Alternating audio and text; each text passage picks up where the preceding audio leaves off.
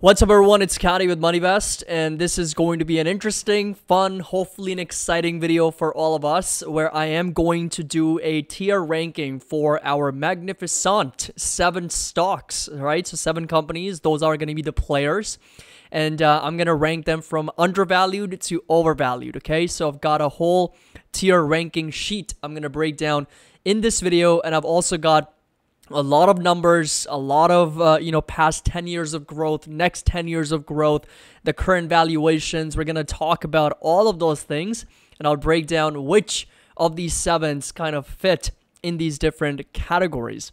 So hope you all enjoy it, find it helpful, and I want you guys to participate as well. So if you disagree, agree with something, comment down below, and I want to hear it from each and every one of you. So if you agree with something, if you disagree with something, if you think that something should be placed differently, let me know in the comment section below, and I'd love to hear from all of you.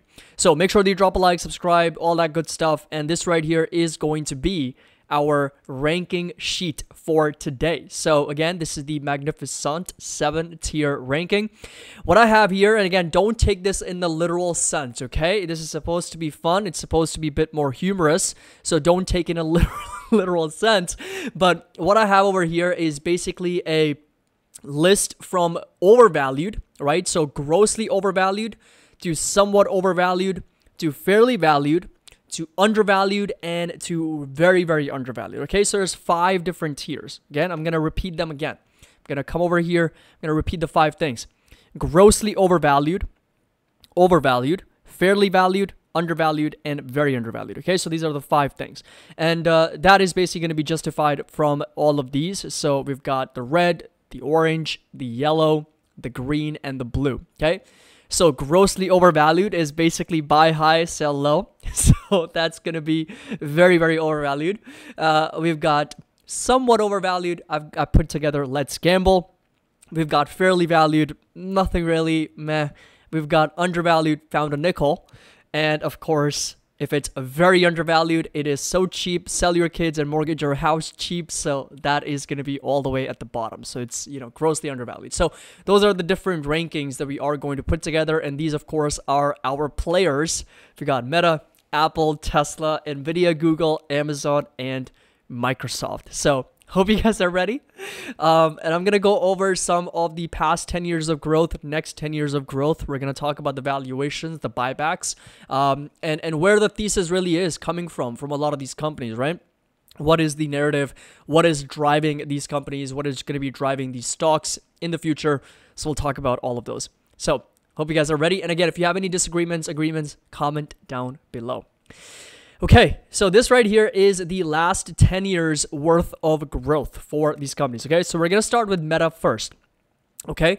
Meta, I've got first 31% growth in revenues. Very, very strong. Profitability also at over 31%. So last 10 years have been phenomenal for Meta, right? Cash flow has grown over 23%. They haven't really done a lot of share buybacks, so only about 0.5%, so they have actually issued shares in the last 10 years. Now, when you look forward, right, next to 10 years, the revenue is expected to grow by only 7%. I think the reason for that is because advertising is getting a lot more competitive, right? So we're seeing more and more competition for advertising. Of course, there was this catalyst for the iOS, which was obviously putting a lot of pressure on Meta's revenues, and not to mention TikTok is getting a lot of momentum. So we are expected to see some revenue moderation. So the last 10 years, 31% growth is not going to be the same as the next 10 years of close to 7%. So that is a significant decline in the growth rate for revenues. Now, EPS are still expected to grow, and that is partly because of margin expansion. So margins are going to get better. So 14.47% is going to be that EPS growth rate. Now, PE multiple right now at 22.5, and price to sales a little bit under 6. So in my view, and again, these are forward-looking, forward non-GAAP numbers, price to earnings at 22.5 and price to sales at just under 6. I would put Meta at somewhat fairly valued, okay? It is not overvalued right now. It is not trading at a multiple that it's never traded at. It's not trading at a multiple which is like grossly overvalued. but it's also not undervalued, right? Because the growth rate is not that strong. I mean, we're looking at 7% growth in revenue, 14.5% in EPS. So 22 times multiple, 22.5 is kind of in line with the market, which again, I would put Meta as somewhat fairly valued. So I would put it down in the meh category. I have been trimming a little bit of Meta for that very reason, because what happened in the last 6 months, 8 months is that it basically was here, right? Sell your kids and mortgage your house cheap, to now getting up to fairly valued. So it's not quite overvalued yet, but it's definitely moved up from being very undervalued to now somewhat fairly valued in the markets. Next one on the list is going to be Apple. Okay, so Apple is an interesting one because Apple's growth in the last 10 years in revenues has been only 8.4%, and profit, right, which is net income, which is their bottom line profit, a little bit under 10%. Right? And yet it trades like a growth stock, right? So we've got the last 10 years worth of revenue and profit growth of less than 10%, cash flow a little bit over 11%. And I don't know about you, but like last 5 years, innovation has really been going down for Apple. Like it's literally the same phone, right? It's the same phone. iPhone 15 released September, like a couple days ago. I don't know about you, but it's almost identical to iPhone 14. The only upgrades we're really getting is the camera, the island, and the design, which is slightly different. But when it comes to real innovation, software, and different features and different things that you can do with the phone, it's almost same as last year, right? So innovation, again, let me know in the comment section down below, but I do feel like innovation is not at its peak. We're starting to see that saturation in the market where it's the same thing over and over again every single year. And, right now, very, very modest growth here. And over the next 10 years, it's going to be a little bit lower. So a little bit under 8% in revenue. And EPS is expected to grow at over 8.29%. So I would say that is a decent growth rate, but it's again, not a growth stock, right? Apple, and this is after the share buybacks, right? Apple is a very aggressive share buyback company, right? They buy back hundreds of millions, if not billions of dollars worth of shares every single year. And they've bought back close to 5% every single year in the last 10 years. That's a pretty substantial number, right? 4.82%. That's a really high number. But this right here, considering the growth rate, yes, look, I totally get the services argument, right? Services contribution margin is increasing. That's going to help boost the margins for profitability, right? Because as the business model now changes from hardware to services, that's going to make Apple more profitable. I totally get that. But when it comes to the growth rate here, 8.2% is still does not mean that Apple can be trading at 28, almost 29 times earnings multiple and a little bit over 7 times sales, right? In my view, again, Apple is a phenomenal company. I think I see it as a more safe haven stock where everyone kind of is hiding out, right? Because it's got the most cash. It's the most, prominent company in the market. So the way I look at Apple is that it's not really a growth stock. It is more of a, high quality business that is growing modestly, but it's really just a place for investors hide out, right? Because it's got the most cash and it's Apple. Right? So they're hiding out until they find better opportunities. You know what I mean? Like it's a safe place. It's a safe haven, right? That's what it is. So I would put Apple in a let's gamble territory because I do think that it is somewhat overvalued. It's not grossly overvalued where if you buy high, you're most likely going to sell low. Nothing like that, but it is, it is somewhat overvalued, right? Because I don't see how Apple can justify these multiples for a long time and trade at a premium relative to its growth when there are other opportunities, so with a higher growth rate and lower P multiples. So that's where I'm going to put Apple. Again, agree, disagree, comment down below. Next one on the list is going to be, let's just do Tesla, okay? Now, Tesla, also an interesting one. So 47% growth in the last 10 years in revenue. So that's absolutely phenomenal. In fact, among all these Magnificent Sevens, Tesla is the one with the highest growth rate in revenue in the last 10 years. And Apple was the lowest, right? 8.43% growth in revenue was the lowest. Tesla had the highest, 47% growth in revenue. Not only in revenue, even in profitability. Although I have to mention that this is since 2020 because Tesla was not profitable for a very long time. So it's not really been profitable for the last 10 years. It's only been profitable for the last 3 years, but 156% growth, right? In the last 3 years. Absolutely astronomical growth here in net profit. Now, cash flows have grown by 15%, which obviously is in kind of like that mid-range. It's not high, it's not low, but it's kind of like in the middle. Now, they're also the company that have issued a lot of shares, right? They're also the one company in the Magnificent Seven that is issued over 6%, almost 7% shares every single year. So that is definitely a very high number. Now, next 10 years, believe it or not, revenue for Tesla is expected to grow at a faster rate than that of NVIDIA. Yes, that is correct. NVIDIA's revenue is expected to grow with all artificial intelligence and AI and everything that's been going on in the market. NVIDIA's revenue is expected to grow at over 13%, but Tesla at over 18.8%, right? That's a pretty substantial growth in revenue. Not a lot of companies can do that, especially when you are now doing hundreds of billions of dollars. And to top it all off, we're looking at an 18.5% growth in EPS. Okay, that is the highest. That is more than NVIDIA. That is more than Amazon. It's the highest among the Magnificent Seven. So in other words, Tesla, among all the Magnificent Seven stocks, is expected to grow at the fastest rate when it comes to earnings per share, a little bit under 19%. So that can really be a true growth stock, right? I mean, I wouldn't consider Apple as a growth stock because less than 10% is the earnings growth, right? And if it weren't for the share buybacks, it would be even less. But Tesla would be considered as a true growth stock if it can actually achieve that 18.5, close to 19% growth in earnings per share. It'll get more and more difficult as time goes on because numbers are getting bigger and bigger. But of course, investors are paying a lot for that luxury, for that premium, and that's almost an 80 times earnings multiple and a little bit over 8.6 times price to sales. Okay, so we're talking about these valuations as of today, okay? I mean, a lot can change and a lot will change in the next 10 years and 20 years. So yes, all of these could actually end up being undervalued today if we're looking at 10 years out, right? If we're looking 20 years out. But I want to, again, bring us back to reality, bring us back to the present moment.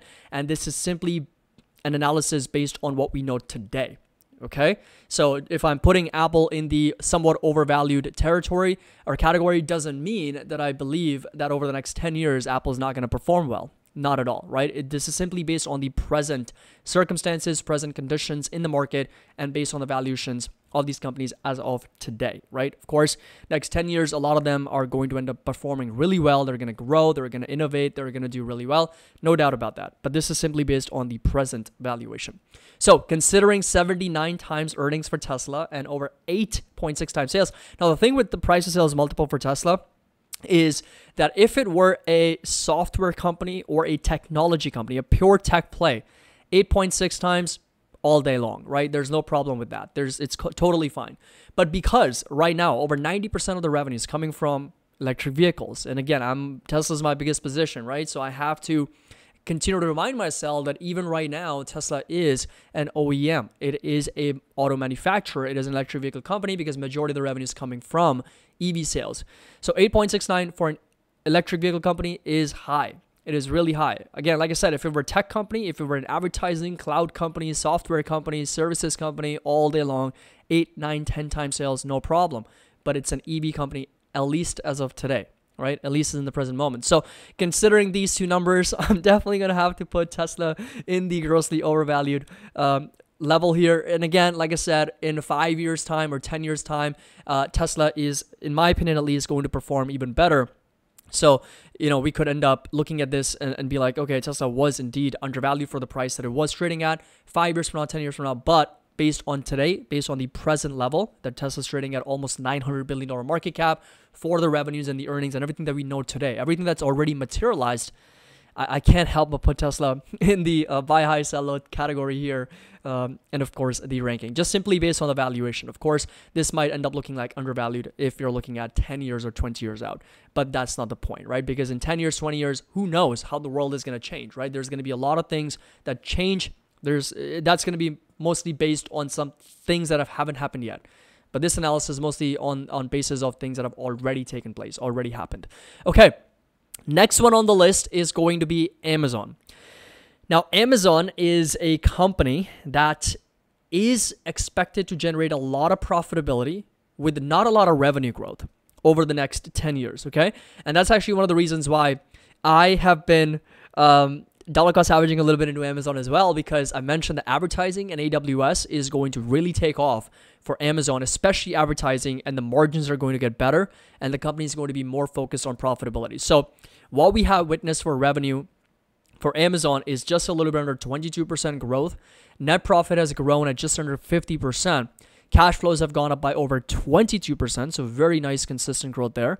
Shares have gone up by about 1%. Now, for the next 10 years, now look at that divergence, right? A lot of companies, especially we've got Meta and Amazon, that are kind of like in this very similar trajectory, and even Google for some example, Tesla, right? Tesla for, no, not Tesla, but Google. So we've got three companies, right? Meta.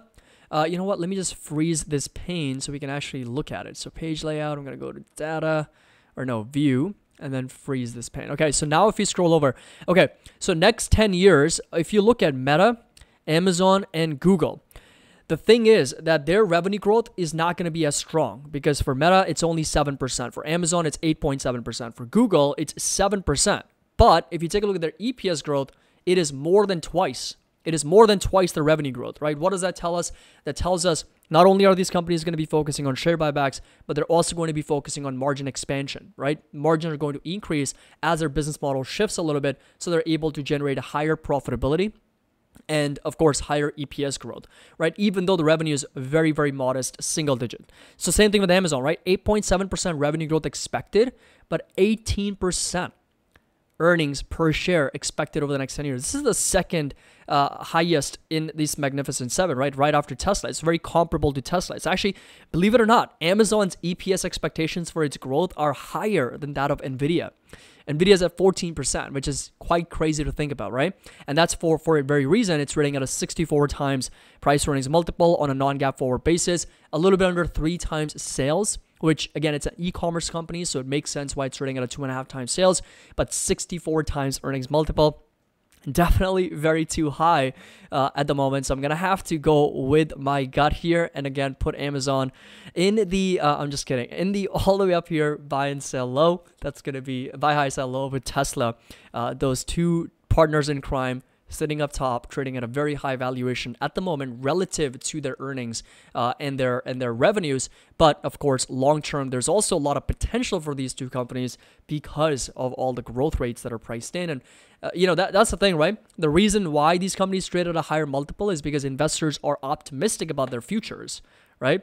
That's how the stock becomes overvalued in the first place, or starts trading at a higher valuation in the first place.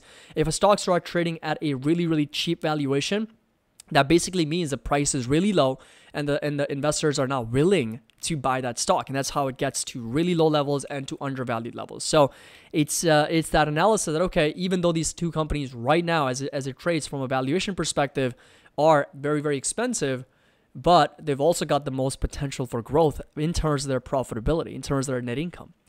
Now, the third one to join that list is going to be, of course, if you haven't guessed already, NVIDIA. Now, NVIDIA here, 23% growth in revenue, 37% net profit growth here. So very nice, consistent growth, 37% every single year. Can you imagine how difficult that is for 10 years to grow earnings and profit by 37%? Cash flows by 35%. This is the highest among all Magnificent Seven. So not a single company has been able to eclipse over 30% in cash flow growth in the last 10 years, except for NVIDIA. Shares buyback, not really. 0.5% dilution every single year, which is not crazy.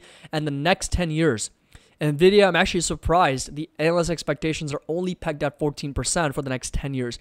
And by the way, guys, I want to remind everyone that we're looking at next 10 years. We're not looking at 1 year. We're not looking at 2 years.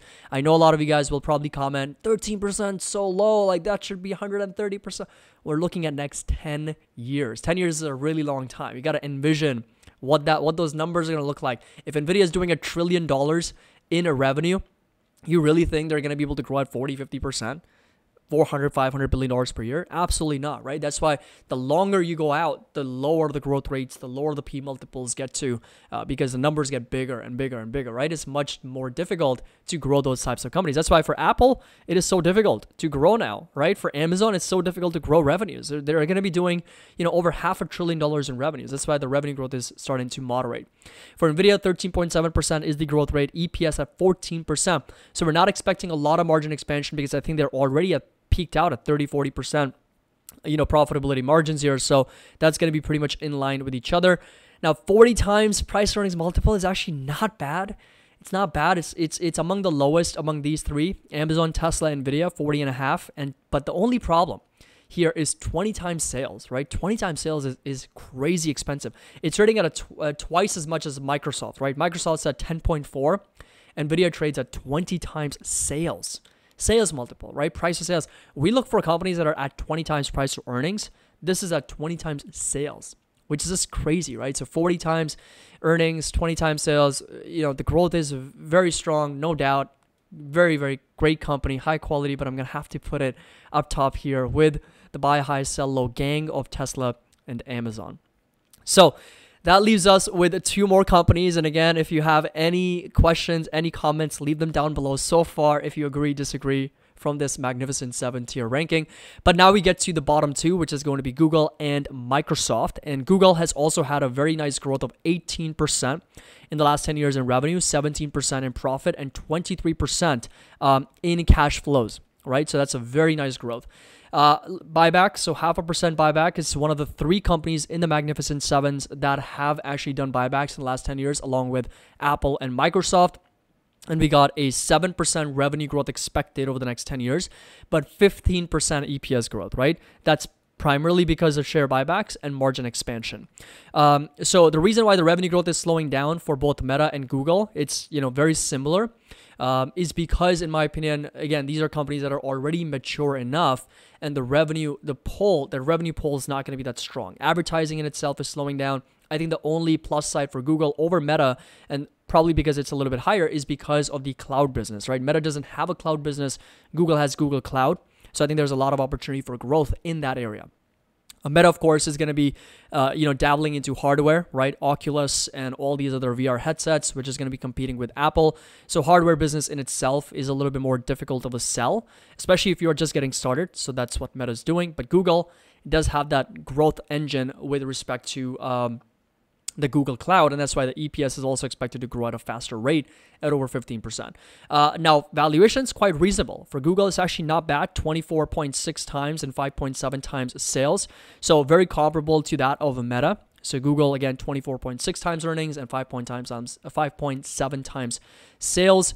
So I would put Google, considering knowing what I know right now in the present moment, just understanding Google's business, I would put it in the meh category, because it's kind of like very similar to that of Meta, where it's not undervalued, it's not overvalued. In fact, I would argue that it was in that founder nickel category where it was undervalued, but then it's moved up quite a bit from its lows, considering that it's performed really well year to date, 2023. It's moved up very, very well. And right now, of course, trading at a fair valuation, right? Fair. Not overvalued, not undervalued, but I would say fair.